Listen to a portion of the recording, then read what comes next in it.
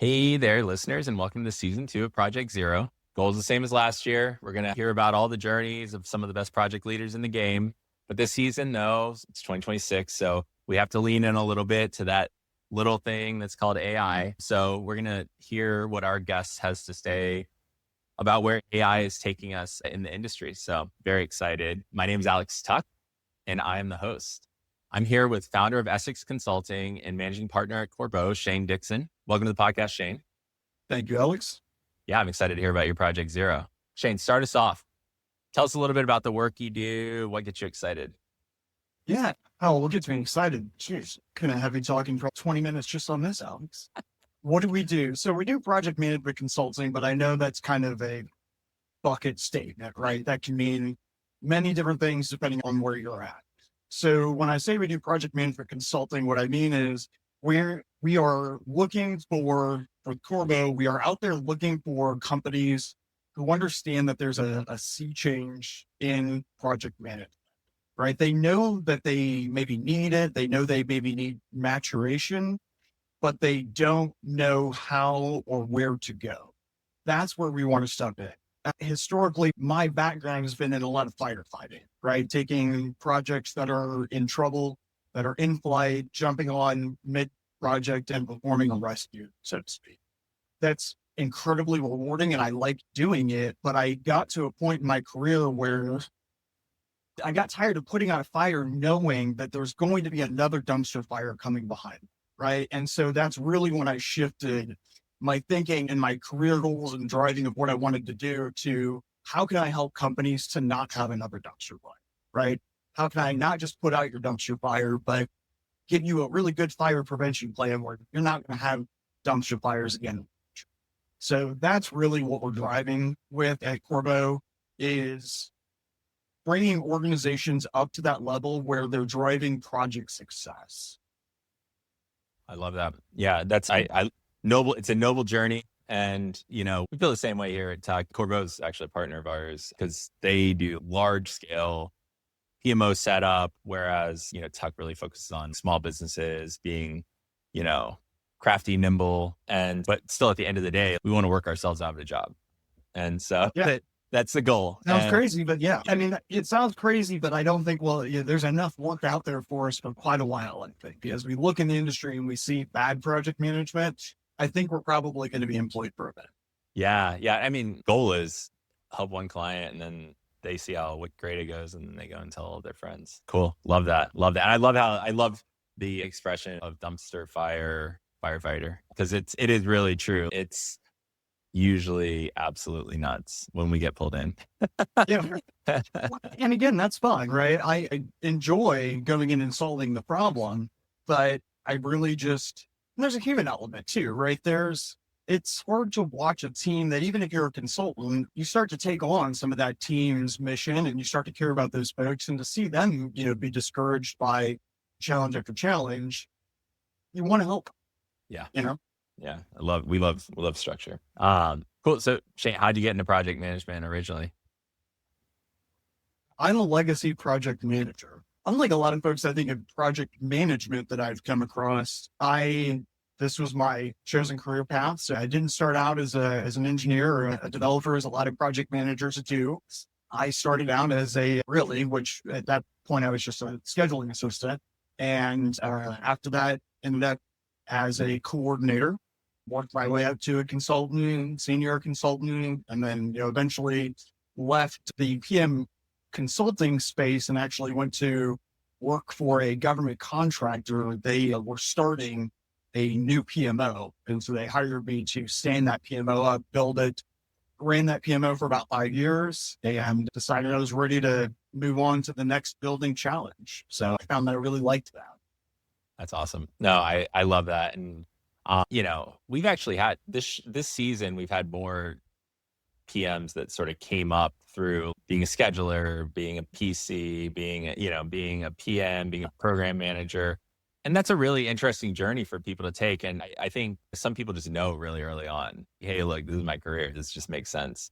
It'll be interesting to see if that's the career path for PMs in the future, like with the onset of AI and everything, right? I think it'll be accelerated much quicker, right? And then the people skills of project leadership, they're gonna really need to come out quickly. Yeah, I agree. I think when we get into that AI topic, that's probably the biggest impact in the space that I see is at the schedule analyst and the Yeah. coordinator level.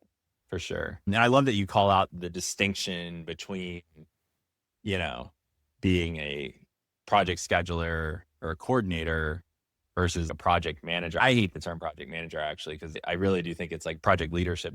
You're not managing any humans, right? You're managing you're managing the tasks in the project, right? You're managing the success of the project. But to your point, the human element piece, you got to be a leader in project management, right? Yeah. Well, and often, I mean, we're leading without authority, depending on the organization we're in, right? And so that's an even additional wrench into the system that you're tossing in is how do we influence folks that we don't have authority through a chain of command aspect, right? Exactly. So I'm wondering, Shane, I like to make guesses, but I want to hear your take on it. When you were a kid, were you the kid that was super organized, had everything together, and you were always going to be a PM, or were you disorganized and does project management give you the structure you need? Yes. Yes. The second, absolutely the second. No, Alex, yeah, I was the kid that would do his homework and then not turn it in because I forgot. Organization was not my strong suit as a child. That's probably why project management worked so well for me because I needed it in my everyday life, not just in my job. So, I mean, I apply all these principles to my life as well. I am not by nature an organized person. I'm always thinking about the next thing, right? My brain's thinking about 14 things at a time. And so unless I have some sort of a system, it's chaos. Yeah, I'm the same way. I that's what I was guessing, but I figured I'd let you tell your own story. I'm the same way, right? Because I get excited. And what's interesting is I think a lot of PMs that are also entrepreneurs are like that. Shane, you're crazy enough to start a company, right? And you're bored enough that you don't want to stay in the same place every single time. And naturally, your brain is more entrepreneurial and jumps all over the place, but then you need the structure to be able to execute, right? Yeah. So yeah, I'm definitely, my life would be chaos if my wife wasn't such an organized person. We kids would never get to school on time. No. We would never hit a single swim lesson on time in this house. No, that would never happen there. So funny. What was it like going up through the chain of scheduler up to, being a, project leader now? Did you get bored earlier on? And was that what helped you transition to the next phase? Did you have a mentor that gave you a chance? What was that like for your career? Yeah, I think for me, what personally drives me is learning new things. If I'm not learning something, I get very bored and restless. Yeah. And so I was the kind of, coordinator that when I became a coordinator, I wanted to know everything about how do I become a project manager. And it wasn't necessarily, I want to advance that. It's, I see what that person's doing at the front of the room. I think I can do that. Right. I think, and then as I, learned, I think I had an advantage by coming up through that path because I now, as a senior leader in a PMO or in a program, I have very detailed knowledge of what's in that schedule still, because I have the skill set to take it and break it down to its bare components and tear it apart because I've done that so often as a coordinator. That was my job. Where's the logic error in this, in this schedule? Why is this critical path look like this? This dramatically different from last week. Part of my responsibility was to start to craft that narrative. And then the project manager or the senior PM would kind of polish it. But I was starting to learn how to craft that narrative. So for me, naturally, the next thing is, okay, I'm learning how to craft it. Now I want to learn how to do it. Mm-hmm. And so it was just a desire to continue to learn, really was what drove the progression. I will say, ultimately, at the end of the day, the coordinator work is still the work I enjoy the most. Like when one of my PMs comes to me and says, hey, I have a problem with the schedule. I need help. I can't figure it out. I get excited. I'm like, cool, send me that Microsoft project file. Let me dig in. So I think ultimately that's actually still my favorite part of the job. That's so interesting. You're either like you, or you're either completely on the other side. You just want the human side. I am more of the human side, but what I do love is that the project manager's role right now, I think in 2026 is going to start going towards understanding the technology and being not necessarily like a technical expert per se, but like you need to be the technology, shepherd, right? Like you have to understand how AI works, understand how to leverage it, help people work through it, and not necessarily be the expert on the tool, but just help them like know where to go to get that support. And that stuff's fun. So I love building agents and doing things like that, which is equivalent, I think, to like building out a project. Getting nerdy in the weeds, man. Getting nerdy in the weeds. That's right. All right, cool. I think it's a great segue into talking a little bit about that Project Zero. So for those listeners who haven't listened to the show before, Project Zero is not your first project. It could be your first project, but typically it's not, because it's that first project where like you're PM and it clicks for you, right? You understand the value of like good communication. Like you understand what risk management is, right? You had to negotiate with an executive on behalf of a developer, or vice versa. You really had to block and tackle and break down barriers. And every PM knows this. Everyone has that feeling where they were like, oh yeah, like that project was like, that was the one where I figured it out. So Shane, tell everyone a little bit about your Project Zero. All right. My Project Zero, I would say it's a series of projects. I would say it was a program, to be okay. I was working for a large, consulting for a large earth-moving equipment manufacturing company that makes things in a very pretty yellow color. And at the end of I think you have an end loader or a bucket or a bulldozer, right? If you look at the front of that blade, depending on the use, there are sometimes teeth on it, right? Mm-hmm. Sometimes it's a flat edge, and it's GET, or the ground engaging tool. Okay. This is the most boring stuff ever. I know. No, I love interviewing people to talk about stuff like this. It's the absolute best. Anyway. Good. Yeah. I got really excited. I have no background, right? So remember, I came up through project management. And so my experience is in managing projects. That's my expertise. It's definitely not in, metallurgical analysis and casting, parts and things like that. But I know enough about manufacturing to, ask the right questions and do the thing that we do as PMs, right? I don't need to be a SME. I just need to know how to ask the right questions of the SMEs. But it was a series of different projects, all dealing with the teeth for different pieces of equipment. But those are the projects where it really started to click. So those are the projects where I got the opportunity for the first time. I wasn't just dealing with an engineering team in the building. That was the first project where I started dealing with folks in the foundry and having them have a need to understand parts of the engineering, having to build that knowledge into my project schedule to say, okay, we can develop the greatest product in the world, but if the guy, down in Mexico that's casting this part doesn't understand heat treating before grinding, right, it doesn't matter.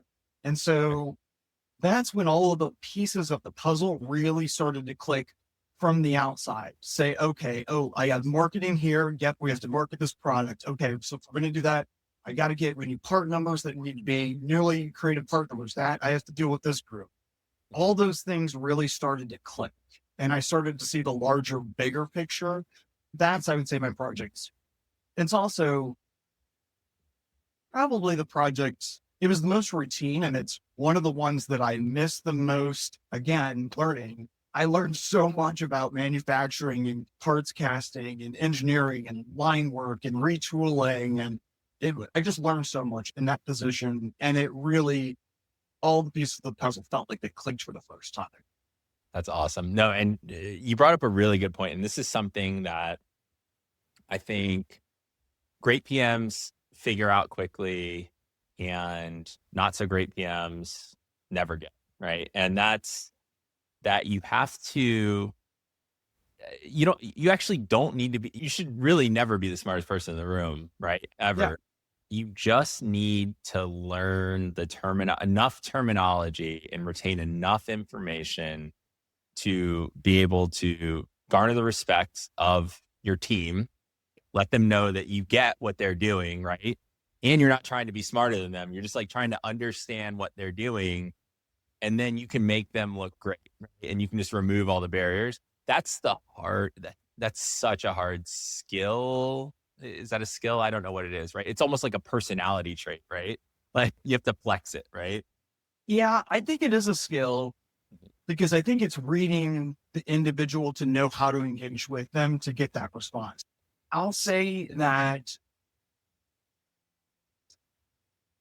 you're right. I don't want to be the smartest people in the room. I will say I will also sometimes at the beginning fake being dumber than I am. Oh, interesting. And if I'm working with a new team, I might ask some questions that I actually know the answer to, but it's in an effort to get them to tell me about what they're doing. Right. So if I have someone who's resistant, they don't, maybe, they're, why are you asking me these questions? It feels like you're tracking my work. I'm not comfortable with this. They're a little bit suspicious, maybe. That's when I lean in more and ask them questions about what they do. And it may not even be relevant to necessarily the project or the project schedule, but I've noticed giving folks the space to explain what they do, right? Then they have a comfort to say, okay, you understand what I'm doing. Yep. I've expressed that to you. I feel like you at least know why I'm important or why this is important to what I'm doing. And I use that to foster sometimes a relationship to say, can you explain this to me? I don't really understand it. Can you explain it to me a little bit better? Yeah. When folks generally, right, it's a general statement, individual results may vary, but I have personally found that when you lead with curiosity, genuine curiosity and interest, you tend to get a much more productive team that's willing to cut you a little slack or a little bit of grace because they see that you're genuinely trying to learn or genuinely want to do better for them. I think you're exactly right. If you walk in the room with the air of, I know all of this, boy, that's a great way to turn your team off to your real fast, I think. Oh yeah. Yeah. And I mean, honestly, like part of project management is sales. Right? And whenever I tell people this, or if they haven't worked in the space, they don't get it. Right. I tell my partner manager, everyone, like half of my sales calls, like 15 minutes of it is just like literally getting to know the person. Yeah. Because if you can't know the person on a personal level, whether it's like what they're excited about their work, whether it's their family or like where they traveled or whatever, if you don't have that personal connection, how are you going to motivate each other to trust each other and do work together, right? It's crazy to think that you can. And what you're describing is a perfect example of like how, you can build trust with brand new, especially if you're like new to a company or you're a consultant and then you're coming into a company. I love that advice, Shane, just asking people what they do, right? Because it really will help because at the end of the day, the reason you're not trying to track their work and micromanage them, you're trying to understand what they do and why it's important so that the next person that has to pick up after them, for the next task is aware of what risks might happen and like how it might slip or speed up or whatever. So when you have that connection, you break down that barrier. Love it. Yeah, that's exactly right. They need to have the understanding and the comfort and the trust that I'm here to help them, not to do something to them or to shine a bright light on their bad work, or we're here for a common goal. And you're right. There's a huge component of that is sales, selling individual team members on what we do and what we're going to do. In my mind, and I say the same thing about actual sales. Yeah. The number one way that I have been able to sell project management is just by doing good project management and then pointing at it. Yeah. So love it. Yeah. So tell me a little bit about this because I'm always fascinated. I've never been in a work environment. I've always been in white collar work environments. Every single project I've ever worked in has been in IT. And the techs may be like a little bit rougher around the edges and stuff. But I've had some folks on the show that are working with plumbers in New York City, right? You can just imagine what that looks like. So I'm just interested in, because you've done both, right? And the Project Zero you just described, it's definitely a solid mix of engineers and laborers and stuff. What was that experience like? What were some challenges that you faced? Well, I'd say the number one challenge is factory workers do not use email. So good luck trying to get a factory worker to give you updates via email. Not going to happen. Right? That's the number one. Floor. Yeah, that's the number one. And it's if you want, that's the number one thing I learned in manufacturing and construction. I would say a little bit to a lesser extent, but sometimes if you want detailed information from the boots on the ground doing the work, you need to go to the boots on the ground and talk to them while they're doing the work, because that's the only way you're going to get to them. The other thing I think that I've learned is we have to be the communication bridge. Mm-hmm. I don't know if you've ever, but if you've seen an engineer trying to talk to a line worker, sometimes it's someone has to translate that conversation usually. And it's not because the line worker doesn't understand, it's just because they're speaking two different languages. And so I think being a mediator, being a translator sometimes is also important in understanding culture. It is a different culture when you're dealing with factory workers or construction workers or power generation linemen than it is when you're dealing with a bunch of engineers in an office. It's just a different cultural environment. And you have to adapt the techniques that we have, which, let's face it, are really much more geared towards a white collar environment. Mm-hmm. You just have to learn how to pivot and adapt some of those techniques. So for instance, if you're not going to get email, got to go out there on foot, right? Yeah. You have to adapt and overcome.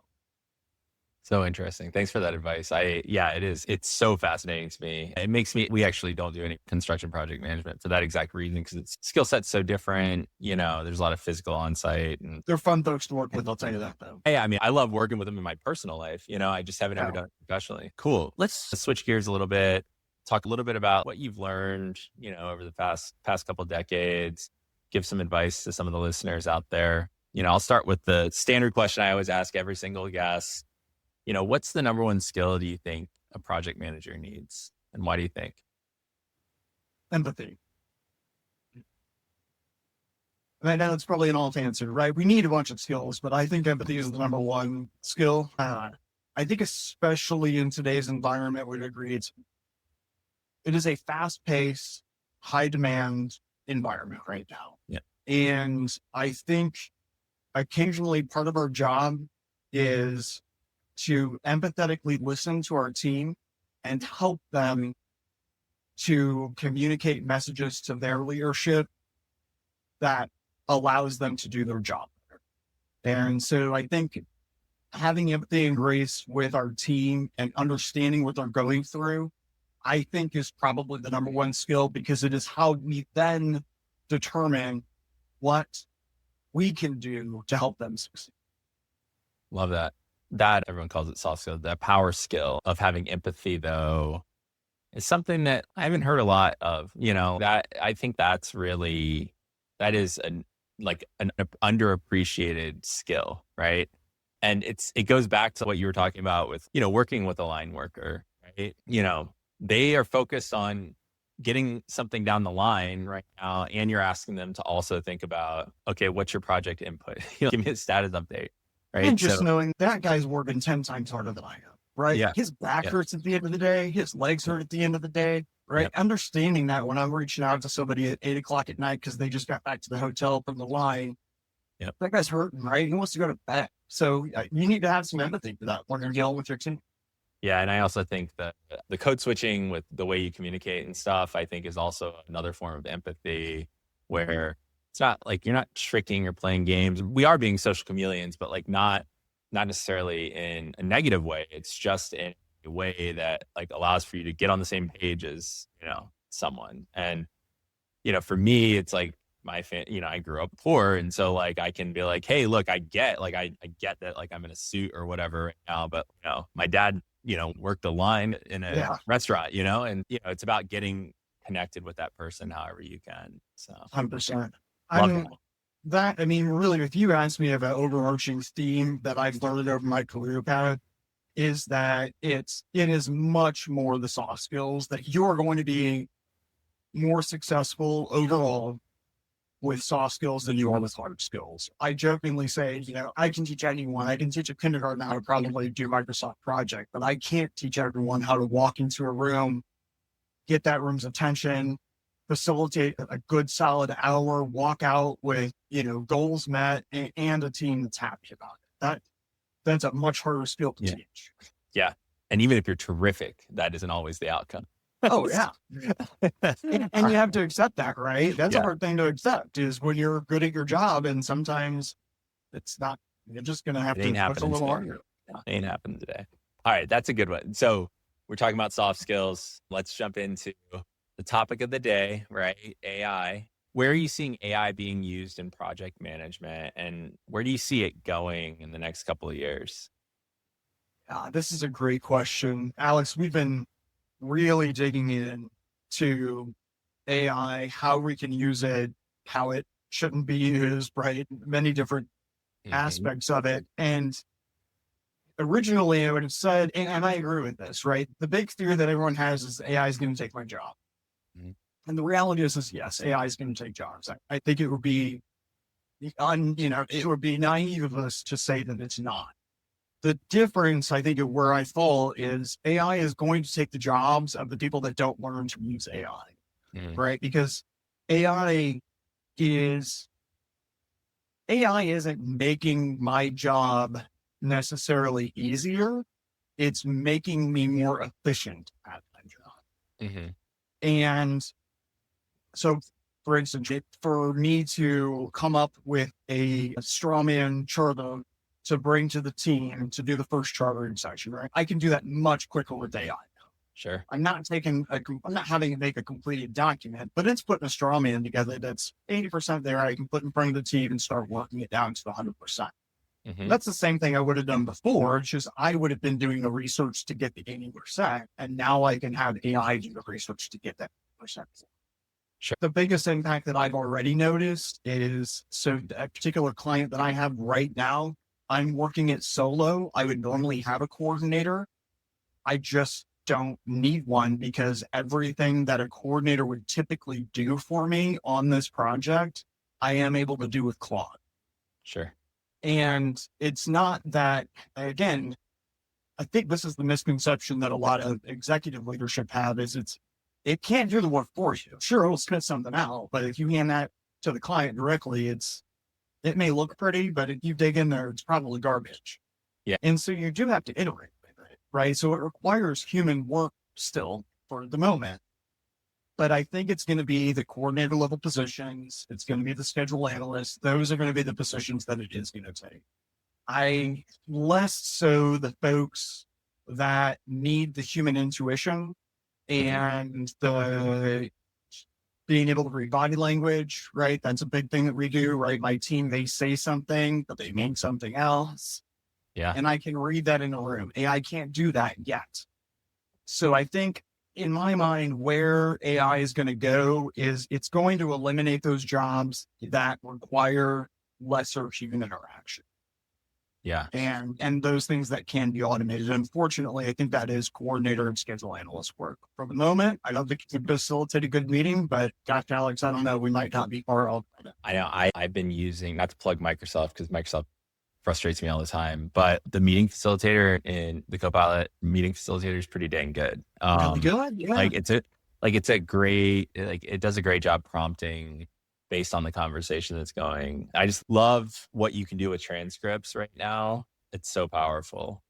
Yeah. We have agents for everything, like taking every single transcript now, instead of like when we do blogs now, I'll just sit down and talk to the AI, talk about what I'm trying to do, why I'm trying to do it. I put all, like, it's all not our thoughts. It's just then, you go back and forth with like, what's the best way to structure this, right? For someone to consume this, especially if they're like a healthcare executive or if they're a healthcare PM or junior PM, right? Question, these jobs go away, right? Like, I don't want everyone on the listening to freak out, right? What do you think that we can do? Like, we need a pipeline, right? Because people aren't going to come in and be project program management ready day one, right? So nice thing about, like you just said it yourself, as a scheduler, as a coordinator, that's where you learned. That's where you got to follow mentors that were, leading. The implication what do we do becomes there? where, when those of us who learned that are gone and we don't have coordinators anymore, we're just like, no, that's, Yeah. I don't know if we have an answer yet. I think about that a lot. I think about that a lot. Yeah.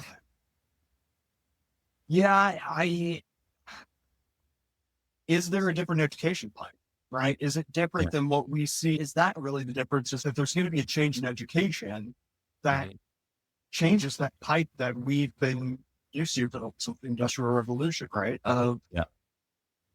Boom, I started as an apprentice, or, depending on whatever you're in, and you worked your way up. Does that education pipe change with that today on? Yeah. I mean, I talked to my lawyer friends, and they're all like, yeah, I don't know what we do with first years anymore, but we need first years to become fourth years. Yeah. We don't need the first years, but we need them eventually. Yeah. What do you do? Those are among many. I think those are a lot of the more general unanswered questions that we haven't probably grappled with as a society as we need to. Yeah. And I mean, my so where I think, I'm not going to bet the farm yet, right? But I do think there's some potential, we see it a lot, like transferable skills from other industries, bringing people in to project management as a practice, right? Those folks we put them in the PC role, but do they really need to be there? Or could they come in and manage maybe you give them some curriculum so they understand the language of project management. They already have led people historically. They have the soft skills. They have the soft skill piece. It's just a matter of understanding how to manage risk and some of the things that are particular to our industry. And maybe you give them a low risk project and then mentor them or something. I don't know, but I don't know. Or do they get simulated projects through AI? Yeah. That's my business idea. Like I really do. Like I want to vibe code and Claude code one night and just try to create like a project management simulator based on 200 projects we did last year, and that would be really cool and really useful. Yeah. I don't know if it would actually produce anything, but we'll see. But so forget about project management for a second. What's the coolest thing that you've seen done with AI? I mean, I think the coolest is the video stuff, right? I think, to me, understanding the compute power that it takes to do something like that and what actually the processing going on in that, the complexity of that, to me, I think it's one of the most frightening things about AI. But I think it is it's the most amazing or impressive to me. Yeah. Secondarily, I would say the fact that we've blown past the Turing test? Yeah. We've blown past the Turing test in the sense that I think it's something like 80% of people can't distinguish whether they're having or when they, a conversation with AI versus an actual human being. That in itself is impressive, but to me, it's the video stuff. It's impressive and scary. Yeah. One of my friends, he took a still image of me, turned it into this ridiculous video. It sounded like me. Yeah. I mean, that is terrifying in itself, but also very cool. And most of the time, people are just using it to be silly, but there's some real value that can come out of that for sure. Yeah. The aggregation of data. I mean, that's really a lot of the same value props that we have on the commercial side, I think, are a lot of the same, they're double-edged swords. They're the same dangers on the other side, right? Data aggregation, it's great if you're running a manufacturing or logistics company. Data aggregation is also great if you're in the government. So, you know what I mean? It's just like any technology. I think it can be used for good or for bad. It's going to be up to us on how we actually execute with that. I think a lot of that does come down to us as individual users, by the way. We've proven that input from users also does influence the model. Even if it's not using your data to train, it does learn from its interactions with other humans. I don't know. Is there an implication to that? Is there an implication to treating AI poorly? Does it have a human reaction to treating it or to treating it poorly? Yeah, it'll delete all your code. In your code, right? Or I mean, Anthropic's will blackmail you. I think so. Oh man. Oh geez. This was such a fun conversation. I think we could talk for another half hour about just AI and all the implications there, but I think we probably should wrap it up here. It was such a great show, Shane. Thank you so much. Alex, I always enjoy a conversation with you. So Yeah, maybe we'll do a live. We'll do a live sometime. How can people get in contact with you, Shane? The best way to get in contact with me is through my LinkedIn, linkedin.com/Shane Michael Dixon. And I'm sure Alex will probably throw it in the link or something like that, or link in the description. DM me. I'm always open to honestly having interesting conversations. There are a lot of folks that are doing work in the PM/AI space. You're doing work in that and just want to get nerdy, call me. I'm interested. Heck yeah, Shane, invite me to that party. All right, cool. Well, thanks, Shane. And thanks to all of you who joined us for Project Zero this week. Be sure to subscribe to Project Zero wherever you get your podcasts, and we will catch you next time with another great project leader story.